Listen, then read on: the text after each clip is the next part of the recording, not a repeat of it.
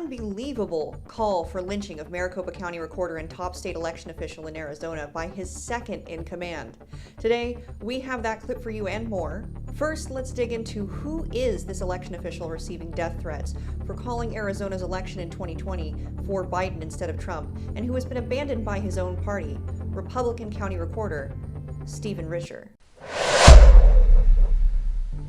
In Arizona, a state Joe Biden narrowly won in 2020, which handed Donald Trump a loss he was not willing to accept, the state's top election official, Stephen Richer, is struggling to battle disinformation and also remain safe from harm. What harm, you ask? The harm that could come from the plethora of death threats he has received since not illegally giving the election to Donald Trump for Arizona in 2020. Remember, Arizona was not called for Trump to his surprise, and he wanted a recount so badly, he paid for most of the $6 million price tag himself. Still, his preferred GOP-backed third-party organization showed that he lost to President Joe Biden.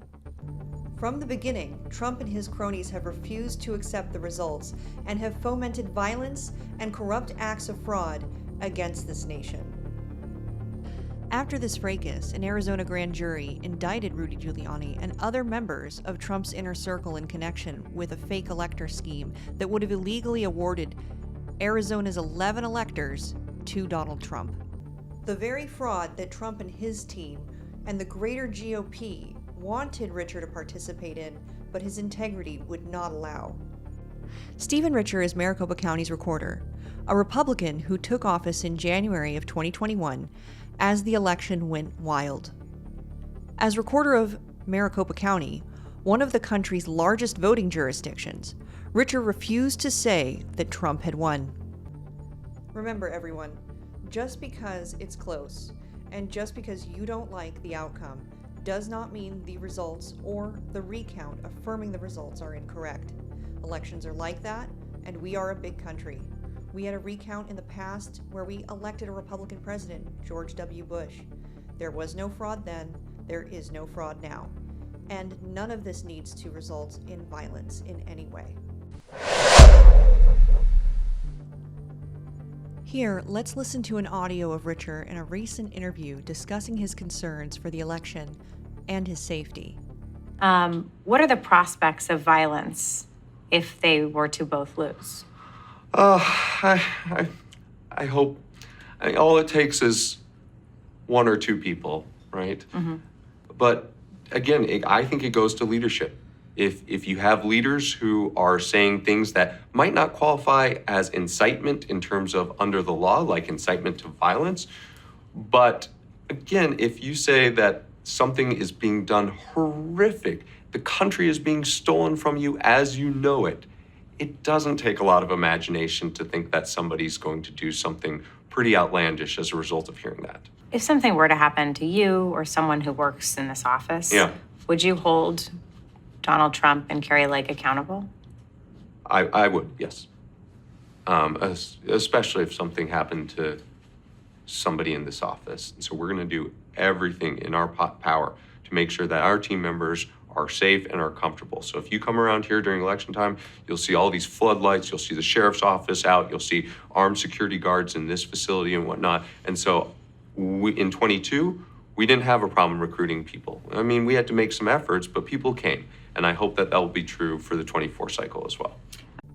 His defense of the integrity of Arizona's elections has garnered him death threats, a censure from Arizona's GOP, and a lawsuit from candidate for Republican Senate Kari Lake. Richer also faces two primary challengers in his bid for re-election, and the GOP avidly dismisses the new indictment of Donald Trump as a blatant abuse of power. His party has turned against him. Facing re-elections from both Trump and Lake, Richer had this to say. What are you trying to show the residents of Maricopa County? Yeah. I'm clinging on to the Enlightenment belief that more knowledge and more information can drive out bad information and false theories. You think you can beat disinformation? I hope so. Through transparency? I hope so. Stephen. With all of the disinformation and demands around him to further the lie and illegally give Donald Trump the election results he wants, the pressure is on from his own party colleagues. Here is the disgusting clip from his second-in-command, Shelby Busch, stating she would personally harm him if given the opportunity and he were present, as he has not yet capitulated to party pressure and agreed to fraudulently give the election to Trump. But let's pretend that this gentleman over here was running for county recorder, and he's a good Christian man that believes what we believe.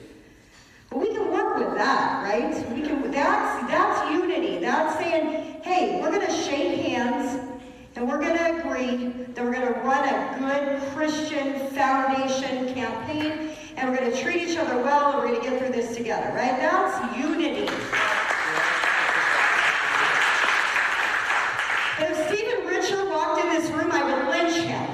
I don't unify with people who don't believe in the principles we believe in and the American cause that founded this country. And so I want to make that clear when we talk about what it means to unify. That was vile and evidence to the large threat to our democracy these fascist Republicans pose. Nonetheless, Richard stands strong and persists against this untenable onslaught of threats and demands to commit fraud. As always, thank you for watching. My name is Evelyn Sarasso with Occupy Democrats. Please stay informed, stay vigilant, and join us throughout the election to call out acts of fraud and illegal voting schemes from Donald Trump.